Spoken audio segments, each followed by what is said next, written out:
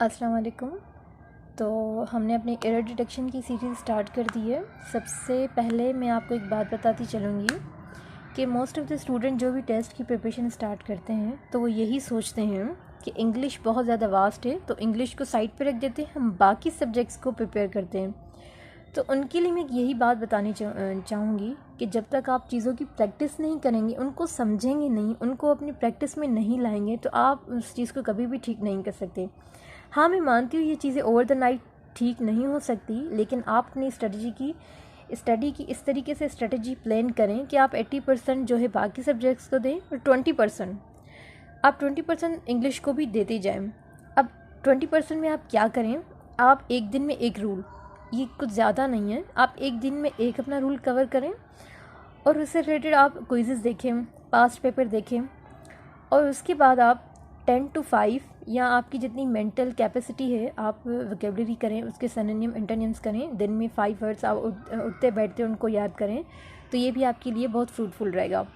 तो बिना time waste किए हम अपने एरर्स की तरफ जाते हैं और उनको डिटेक्ट करने की कोशिश करते हैं कि क्या क्या है, ताकि हमें भी पता चले कि एग्ज़ामिनर जो है, अच्छा सबसे इम्पॉर्टेंट बात, एग्ज़ामिनर आपको हमेशा वही क्वेश्चन देता है जो most of the time expectations cases होते हैं ग्रामर में।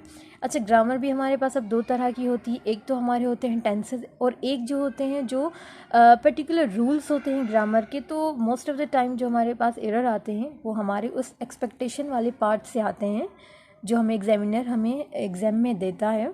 तो हम उस टाइम उन चीज़ों को मिक्स कर देते हैं जो हमने टेंसेस को पढ़ा होता है। लेकिन मैं आपको ये बात बताती चलूँ कि आपने एरर डिटेक्शन हमेशा वहाँ से आते हैं जो एक्सपेक्टेशंस होती हैं। अब वो एक्सपेक्टेशंस क्या हैं और किस तरीके से आती हैं, तो चलिए हम अपनी वीडियो की तरफ चलते हैं और देखते हैं कि किस तरीके आते हैं।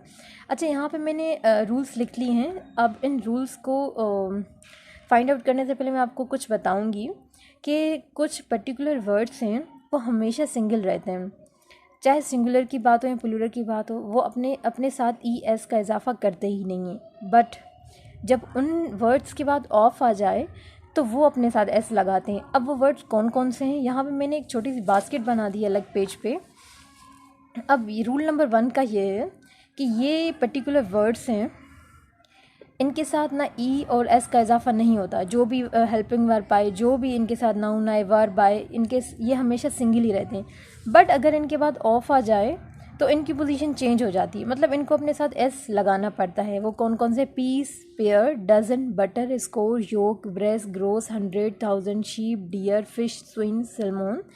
अगर इन वर्ड्स के बाद अब आपने क्या करना है, दिन में इसका स्क्रीनशॉट लेना है और उनको याद करना है। अगर इन वर्ड्स के बाद अगर ऑफ आ जाता है तो इन पर एस आ जाएगा, अगर ऑफ नहीं आता तो ये सिंगल ही रहेंगे। तब हम अपने रूल्स की तरफ चलते हैं। तो रूल नंबर 1 है हमारे पास, Ali bought 4 dozen of apples.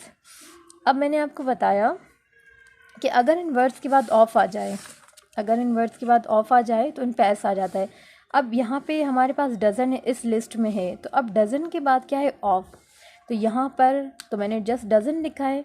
अब इसके बाद ऑफ है तो मुझे लाजमी सी बात है यहाँ पे एस आएगी, और यहाँ पे मैंने लिखा है डज़न, तो यहाँ पे मेरा एरर क्या है, डज़न में। Ali brought 4 dozen of apple नहीं होगा, Ali brought 4 dozens of apple. तो यहाँ पे मेरे पास क्या आएगा, एस।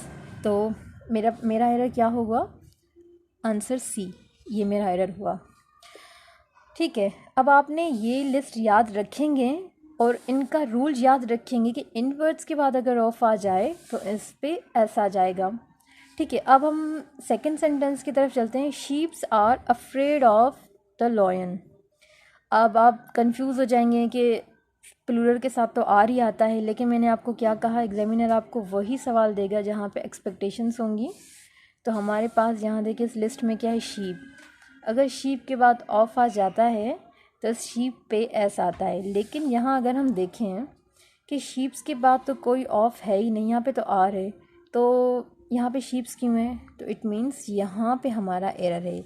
ये होगा sheep are afraid of the lion. आपने डायरेक्ट इस वर्ड पे जाना है। जैसे हम यहाँ पे डज़न के बाद यहाँ पे गए, ऑफ था, हमने एस लगा लिया बिना सोचे समझे। हम यहाँ पे आए, शीप्स के बाद तो कोई ऑफ है ही नहीं, तो यहाँ पे एस क्यों दिया गया है, तो हमने डायरेक्ट एरर को यहाँ फाइंड आउट कर दिया, ठीक है। तो अब हम रूल नंबर 2 की तरफ आएंगे। अब रूल नंबर 2 में क्या है, कुछ ऐसे पर्टिकुलर नाउन्स हैं जिनके बाद कोई भी आ जाए, ऑफ आए, अ आए, दा आए, आर्टिकल जो भी आए, उसके बाद उनमें ई एस का इजाफा होता ही नहीं है। वो कांस्टेंट होते हैं यूनिवर्सल में, पूरी जगह कहीं भी चले जाएं, उनका कोई तो कल्चर चेंज होता ही नहीं। अब वर्ड कौन कौन से हैं, चले हम उसकी तरफ चलते हैं। अच्छा, तो अब वर्ड्स हमारे पास रूल नंबर 2 के हैं, ये कुछ पर्टिकुलर नाउन्स हैं, वो हमेशा ऐसे ही रहते हैं। अब कौन कौन से हैं, furniture, scenery, information, poetry, of spring. अब अगर हम रूल नंबर 2 की तरफ आएँ तो हमने यहाँ पे लिखा इकबाल रोट गुड पोइट्रीज़। अब मैंने इस लिस्ट में आपको बताया कि पोइट्री, फर्नीचर, इंफॉर्मेशन कहीं भी चले जाएंगे, किसी भी टेंस में जाएंगे, ये चेंज नहीं होंगे, चाहे वो सिंगुलर हो या प्लूरल, वो इसी तरीके से रहेंगे, इनके साथ कोई ई एस का इजाफा नहीं होता। तो अगर हम इस सेंटेंस पे Iqbal road a good poetries, तो मैंने आपको कहा जैसे कि इस बास्केट में कुछ भी हो जाए, कहीं भी चले जाए, इनके रूल्स चेंज नहीं होते। तो इट मीन्स हमारे पास यहाँ पे एरर है। Iqbal wrote a good poetry, अब वो इकबाल कितनी भी अच्छी पोइट्री लिखे, वो पोइट्री होगा, अच्छी लिखिए बुरी लिखिए, यहाँ पोइट्री होगा, पोइट्रीज़ कभी भी नहीं होगा। ये ग्रामेटिकल का एक रूल है, ठीक है। अब हम नेक्स्ट सेंटेंस की तरफ आते हैं। Ali sells a good quality of furnitures. Again वही बात, हमने इस लिस्ट में देखा कि जितने यहाँ पे जितने भी हमें नाउन्स दिए गए हैं, वहाँ पे हमारे पास ई एस का इजाफा नहीं होता। तो उनमें से फर्नीचर भी एक है। तो फर्नीचर, चाहे आप जितने भी आपके पास फर्नीचर हो या जितनी भी क्वालिटी, गुड क्वालिटी आप बनाएं, फर्नीचर ही रहेगा, कभी भी फर्नीचर्स नहीं होता। तो यहाँ पे Ali sells a good quality of furnitures, तो हमने कहा कि फर्नीचर्स तो होता ही नहीं है किसी भी कोने में वर्ल्ड के। तो हम यहाँ पे हमारा एरर क्या हो जाएगा, सी, फर्नीचर्स नहीं होता। Ali sells a good quality of furniture, अब वो चाहे जितने भी फर्नीचर बनाए, ये हमारे पास कांस्टेंट ही रहेगा, ये हमारे एक ग्रामर का रूल है, ओके। तो थर्ड रूल जो हमारे पास है, मैंने यहाँ पे राइट कर दिया है, I meet my friend on yesterday. अब जितने भी हमारे पास डेज़ हैं, अब जो भी मैं आपको रूल्स बता रही हूँ, आपने डेली बेसिस पे इनकी प्रैक्टिस करनी है और इनको मेमोराइज़ करना है, तभी आप अपने एरर्स को डिटेक्ट कर पाएंगे, अदरवाइज़ आप नहीं कर पाएंगे। अब जब भी हमारे पास वर्ड टुडे, टुमारो या यस्टरडे आ जाएगा,